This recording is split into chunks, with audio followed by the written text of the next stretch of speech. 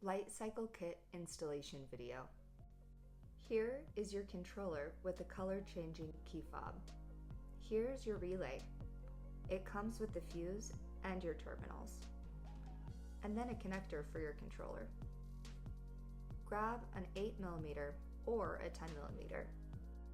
Disconnect your battery and attach your red to your positive and your black to your negative. Okay, let's grab your LED controller and match the 2-pin connector. Make sure it clicks into place. Grab your disconnect switch. Bikes with clip-on handlebars may not have room for the disconnect like this one. Zip tie in a crisscross to secure. Okay, now it's time to grab your lights and your prep pads.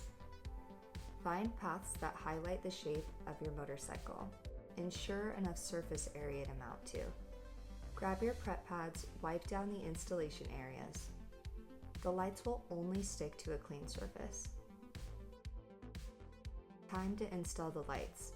Orient the strips so the wire is closer to the battery. The white side faces out. Peel off the backing when you're ready to install. Keep firm, steady pressure along the strip for good adhesion. Okay, when you're ready, grab the cutters and cut it slightly longer than intended. Take a peek inside the LED strip. If you've cut through 4 copper pads like you see here, then you're good. If not, you'll need to just cut about a 1/4 inch more, in little snippets until you find it. Now it's time to connect it all.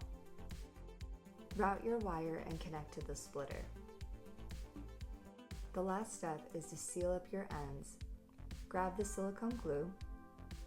Fill the cap halfway, smearing the edges. Fit the cap over the cut end.